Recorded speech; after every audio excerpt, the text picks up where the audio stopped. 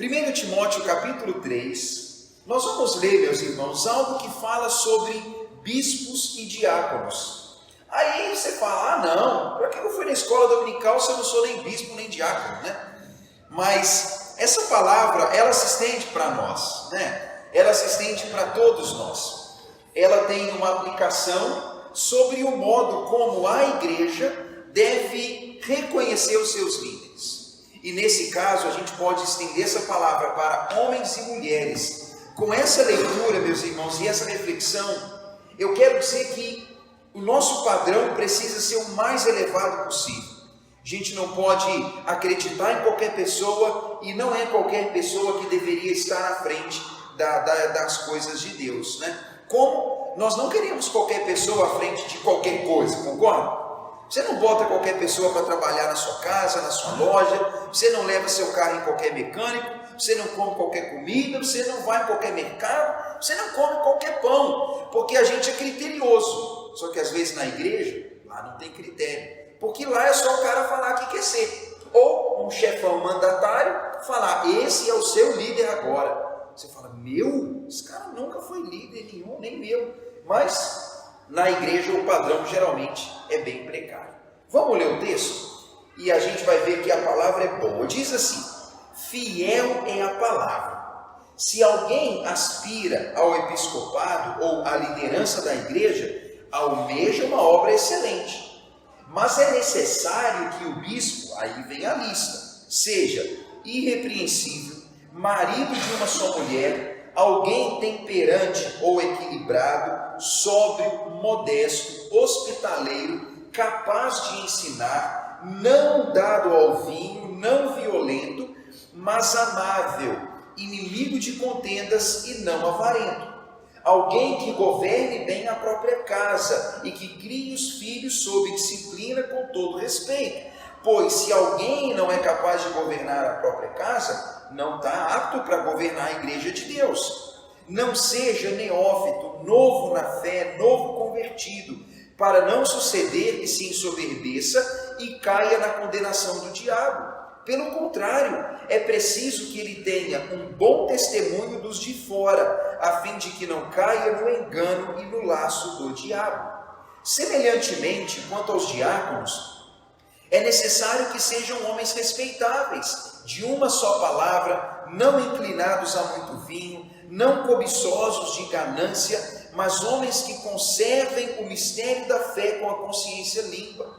Também sejam primeiramente experimentados e, caso se mostrem irrepreensíveis, aí exerçam o diaconato. Da mesma maneira, quanto às mulheres, é preciso que sejam irrepreensíveis, não maldizentes, temperantes e fiéis em tudo. O diácono seja marido de uma só mulher e governe bem os filhos e a própria casa, pois os que desempenharem bem o diaconato alcançam para si mesmos justa preeminência e muita intrepidez na fé em Cristo Jesus.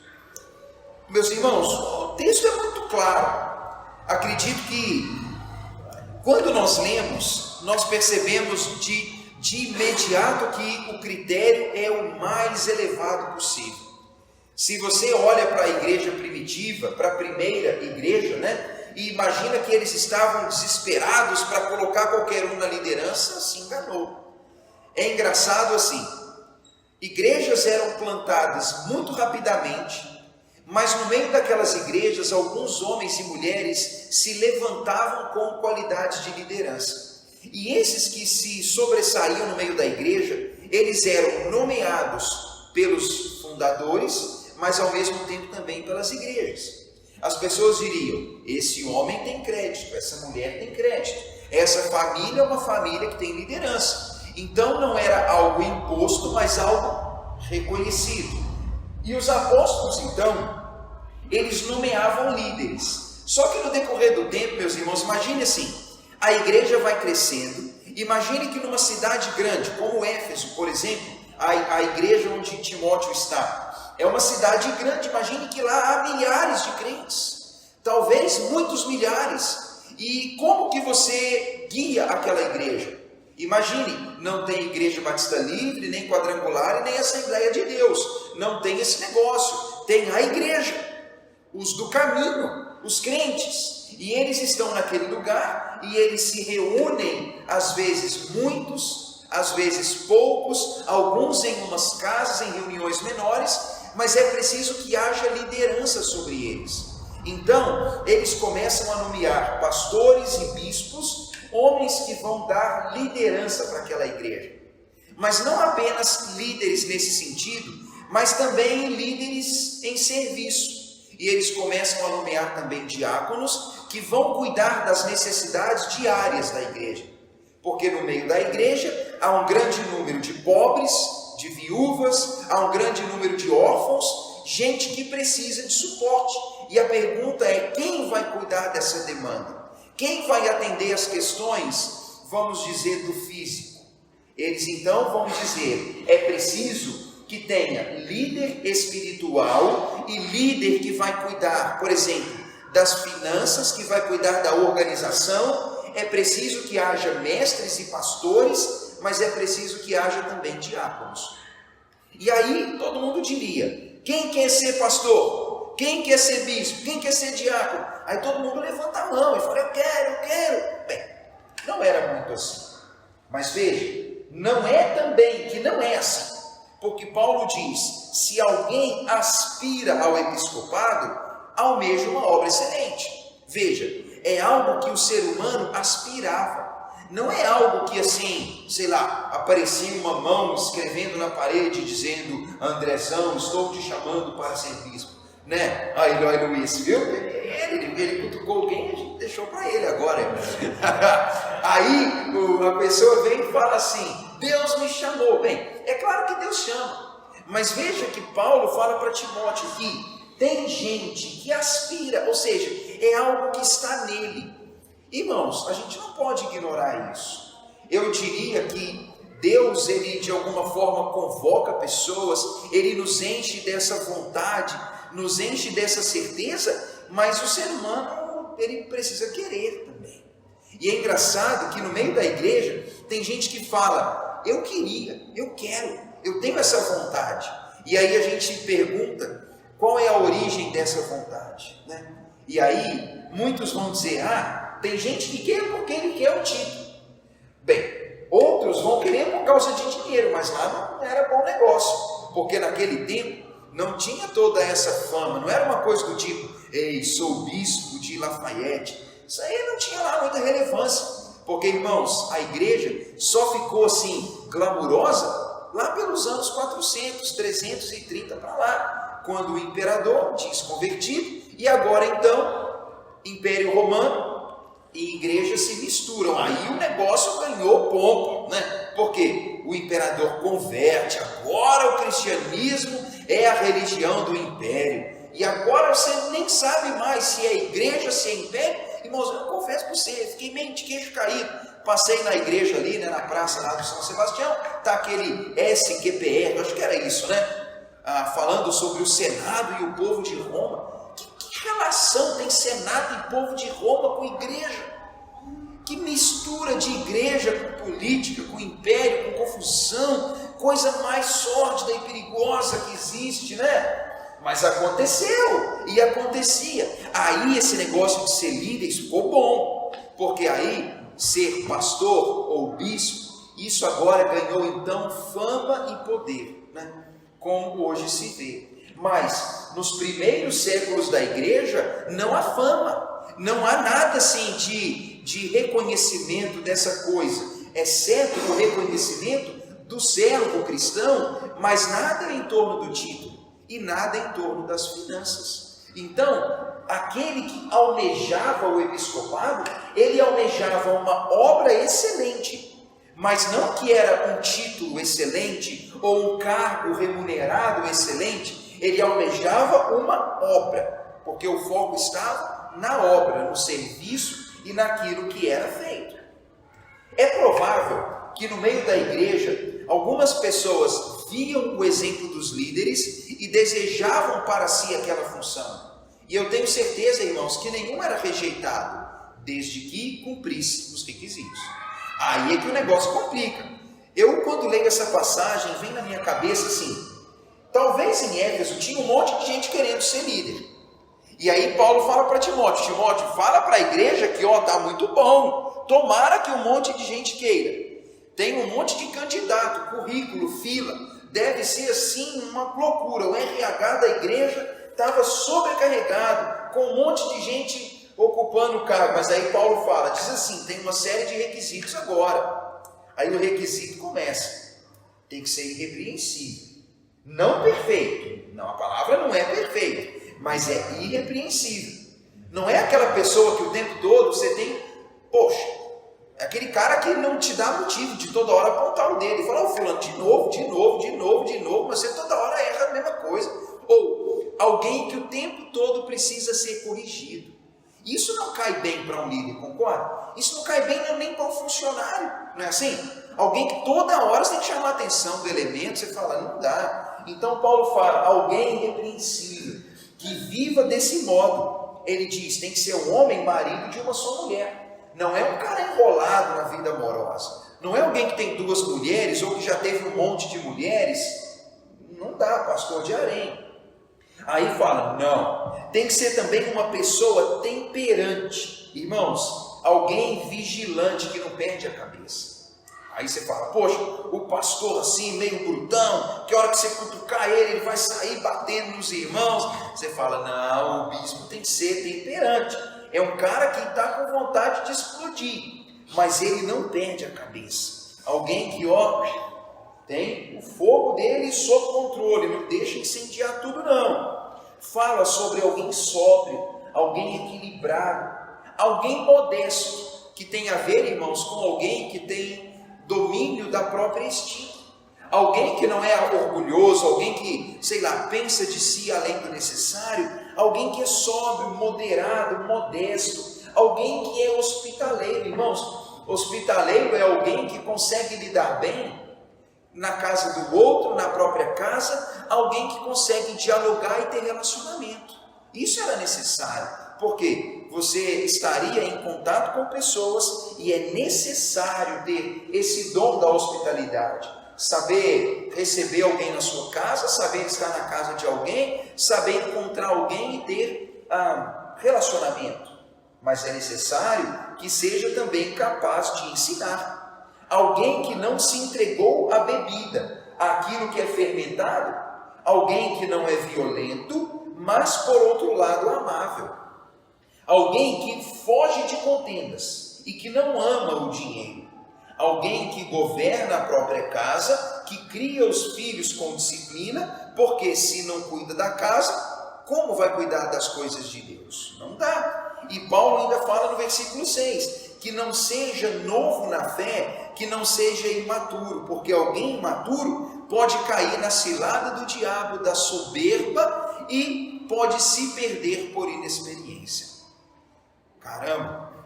Se Timóteo colocasse na porta lá da sala do RH essa lista, ia falar, pessoal, olha só, agora tem aqui, pré-requisitos do bispo. O pessoal ia olhar e falar, não, se isso não dá para mim não, é difícil, né? A coisa ia ser bem complicada.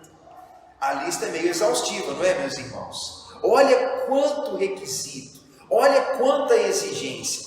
E honestamente, meus irmãos, nenhum de nós chegaria aqui e diria, ei, tenho todas elas. Qual de nós diria isso? Seria arrogância, né? Alguém chegar lá e dizer, eu tenho tudo isso. Mas veja, esses requisitos não são requisitos que alguém afirma ter, mas são requisitos que a comunidade vê em alguém. É diferente.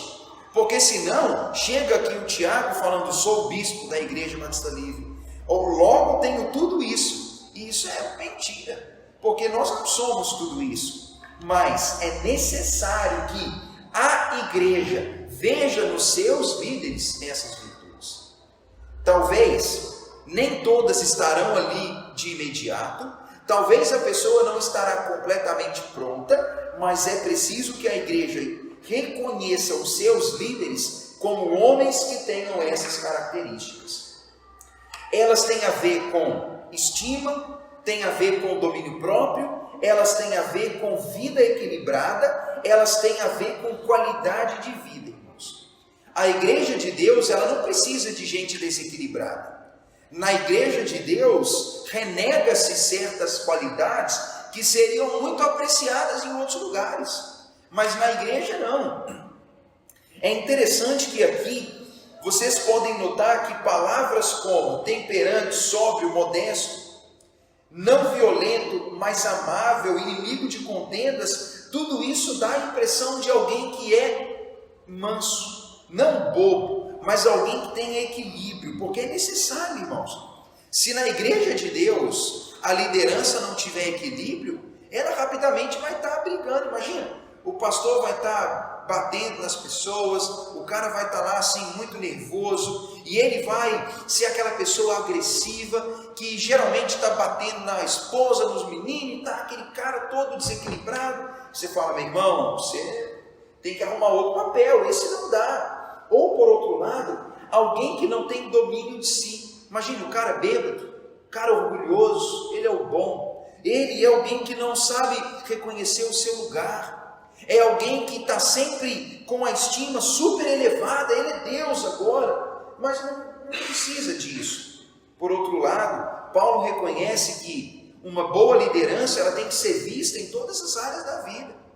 O cara não consegue nem viver equilibrado, como que ele vai conduzir a igreja de Deus? Irmãos, todas essas características de Paulo são características que nós percebemos, mesmo que não nomeemos. Porque imagine assim, se você está em algum lugar, e você tem lá um cara que está à frente, ou uma mulher que está à frente, e ele chega lá e quer pagar de sabichão ou de sabichona, e você fala, essa mulher aí não tem reputação, olha como ele vive, olha como ele é lá. Nós percebemos isso, irmãos. Talvez nós não falamos, mas geralmente nós queremos ouvir alguém que tenha crédito, concorda? Aí você frequenta a casa dele e você fala, nossa, lá na casa dele esse cara é um ogro, não respeita, os filhos não respeitam ele, a esposa não respeita, esse cara é agressivo. Eu quando estou com ele no particular, eu sei que ele não é nada daquilo, mas quando ele está lá no meio da igreja, ou lá em qualquer outro ambiente, ele se transveste assim, ele é outra pessoa. Você não dá crédito para alguém assim, concorda? Você pode ter compaixão dele, você pode ter amizade com ele, mas em algum lugar do seu coração, você vai ter dúvida se essa pessoa é digna de crédito ou não, concorda? E eu repito, irmãos, não é sobre perfeição, mas é sobre coerência. Talvez é a palavra, é sobre coerência.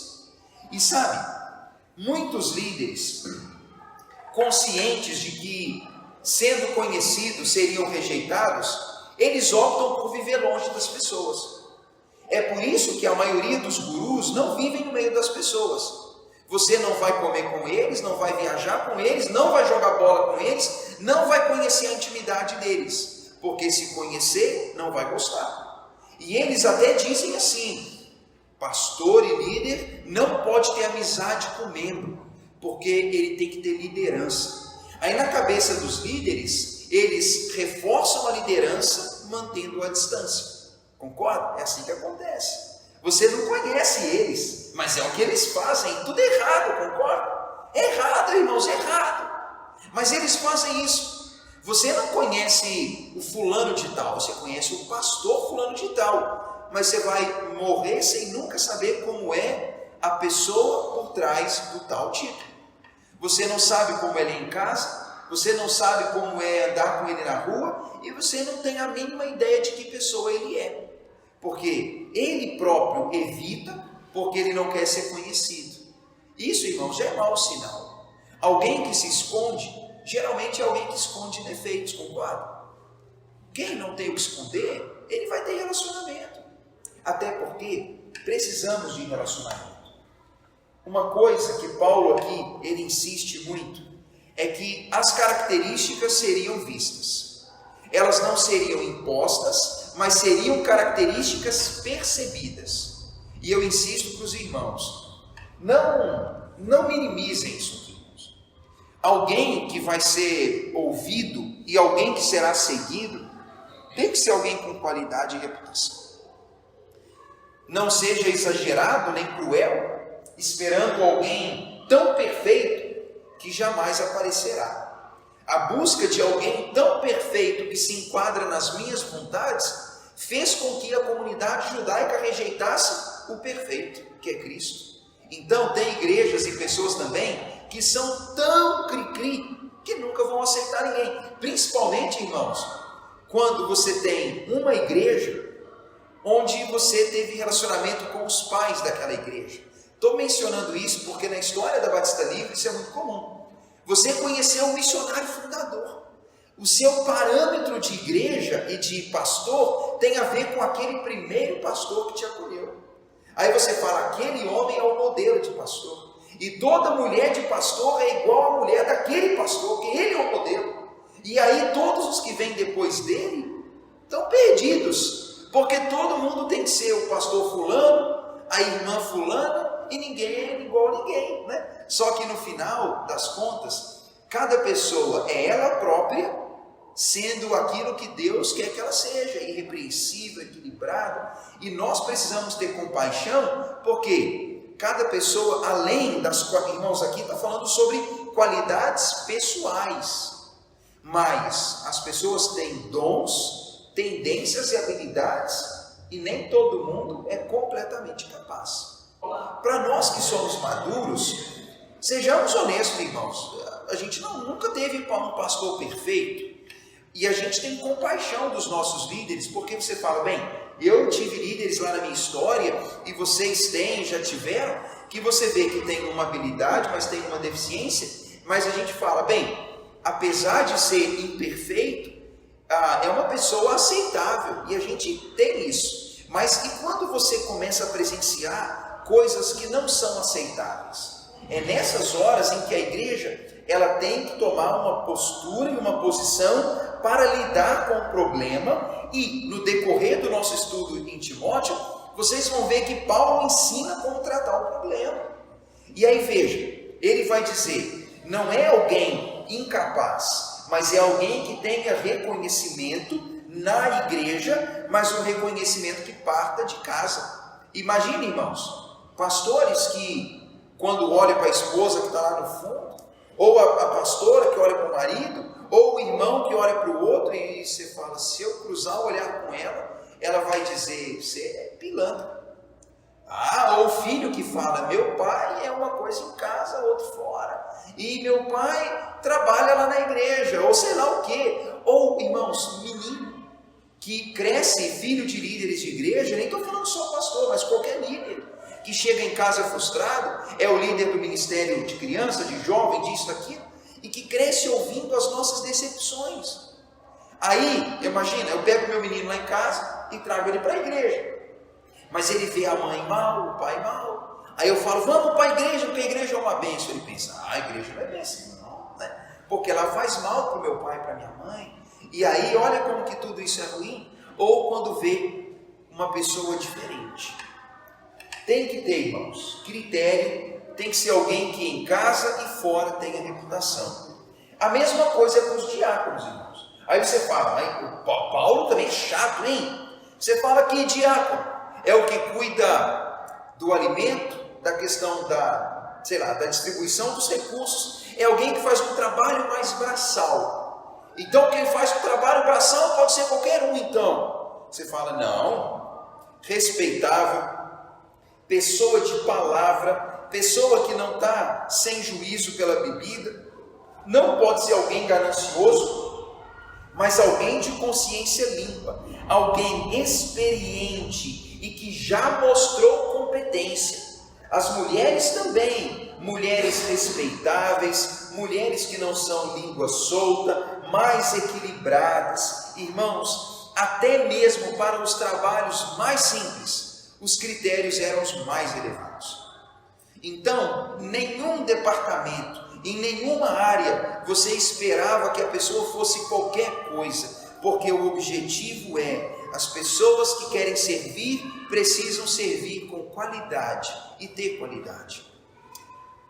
Nesse caso, meus irmãos, uma igreja que é servida por pessoas com qualidade é uma igreja que evita corrupção, que evita problema, é uma igreja que evita desvio. Imagina, você coloca o diácono lá. O diácono é o que pega o dinheiro, é o que faz a coleta das doações, é o que vai distribuir os mantimentos. Só se esse cara é ganancioso, ele pode roubar, entende? Ele pode privilegiar o outro. Ele pode pegar o donativo e levar para um e para outro não. Ou pode, sei lá, ter propina no meio da história. Ou o líder pode fazer a mesma coisa. Ou as mulheres que servem podem ser maldizentes e começa a haver problema no seio da igreja. Quando Paulo ensina a Timóteo a colocar critérios, não é para dizer que a pessoa tem que ser perfeita, mas é para dizer, aquele que quer servir, precisa saber que está procurando um alto padrão. A igreja, meus irmãos, ela hoje tem vivido com um trabalho meia boca. Ela tem critério muito abaixo. Cara para ser piloto de avião, o cara vira o cara do avesso, cara para fazer um concurso público, coitado, o cara tem que estudar, se matar, tem que gastar um dinheirão lá estudando. Pessoa que quer ser militar tem que fazer um monte de coisa, mas na igreja não. A igreja é qualquer perrapado, ou qualquer pessoa. É pior, o cara chegou lá ontem e já coloca ele lá, ele é diácono, ele é não sei o que. Irmãos, tem que ser experimentado, sabe? É esse o equívoco, irmãos. E olha, quando eu falo essa palavra, eu não quero parecer cruel, porque a igreja brasileira, que a cara da igreja brasileira é a igreja neopentecostal, vamos dizer, a igreja, ela não é a maior, o modelo neopentecostal não é o maior modelo de igreja do Brasil, mas é o mais influente para bem e para mal. Ele é o modelo que capta mais gente e que envolve mais gente, só que ao mesmo tempo é o que sequela mais gente, concorda? Porque você pega alguém que chegou ontem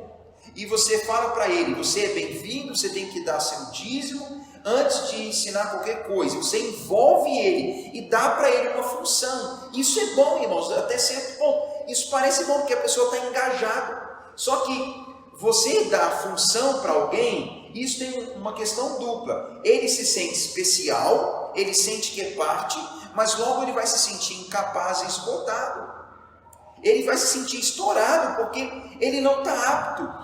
E a maioria das pessoas que acabam em algum momento deixando o modelo neopentecostal, volta dizendo, eu estou quebrado. Eu não quero fazer célula toda semana. Eu não quero ir na igreja de domingo a domingo, eu não estou qualificado, eu sinto que não estava me fazendo bem. E aí quase todos que eu conheço voltam dizendo, sugaram de mim tudo que eu tinha para dar. E eu acho que nunca mais vou conseguir fazer nada, porque eu me sinto esgotado. Não é esse o caso, irmãos?